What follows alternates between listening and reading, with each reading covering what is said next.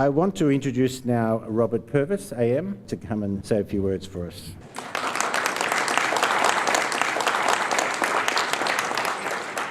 Welcome everybody, and I'm delighted to be here. This is a wonderful project, and it has tremendous opportunities, I think, to really celebrate this relationship between art and science. And like many of the artists in this wonderful book which is lurking here, absolutely fabulous. I had no idea how grand this book was till it arrived in my office the other day. If you haven't had a look, you must. It is simply wonderful.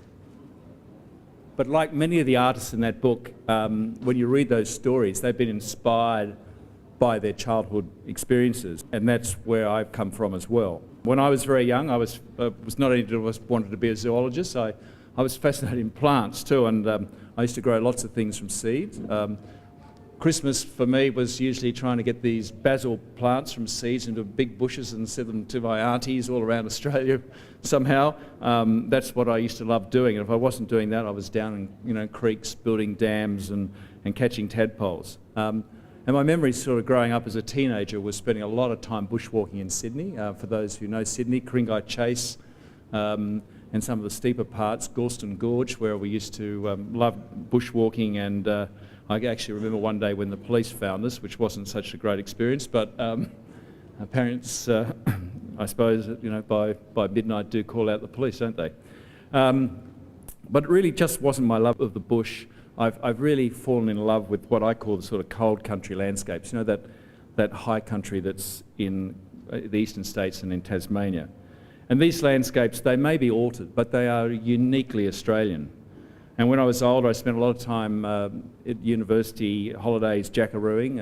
We used to get up to a property we had in the New England and also around Canberra.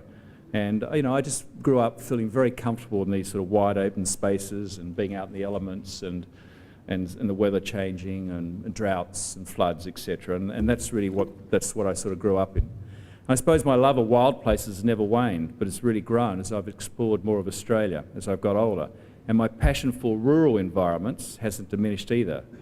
I was only the other day looking at some lovely old grand yellow box trees that are very near our homestead, and just wondering how many birds have been nested and born in those hollows over 200 to 300 years. And it is truly unique, and it's truly Australian.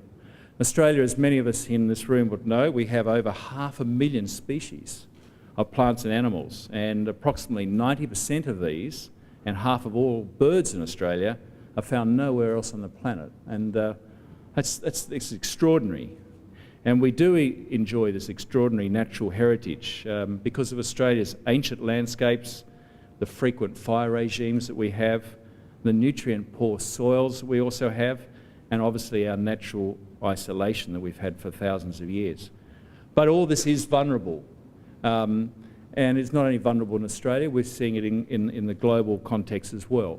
Some of you may have seen recently WWF Living Planet Index, which tracks 3,000 different types of mammals, birds, reptiles, fish, etc. And it's been doing this scientifically since 1970. And the great tragedy about it is that index is showing a decline of 52%. And that's pretty horrific, and I don't think Australia would be much better in lots of ways.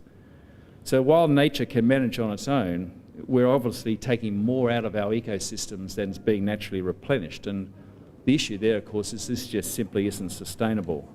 So we really need to find new ways to engage Australians with nature, and we need to find and explore new narratives that inspire a wider audience in the necessary work to preserve Australia's unique biodiversity. This is an amazingly important project, and when I first heard about it, I said yes, I would help in every way I could.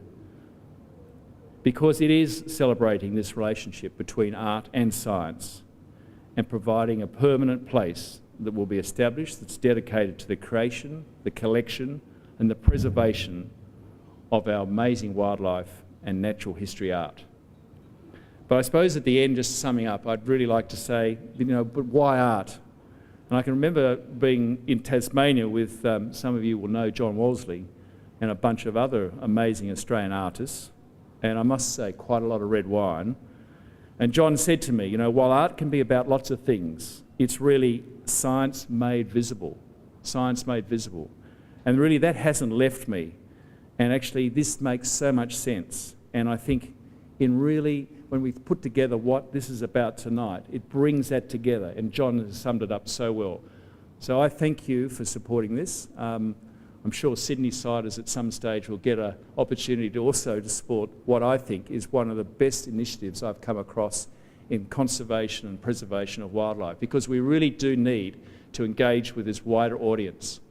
And we need to do this increasingly in a smarter and a more inclusive form. And I think by doing it through art, we can achieve that. So congratulations to all the people who have worked so hard to put this together.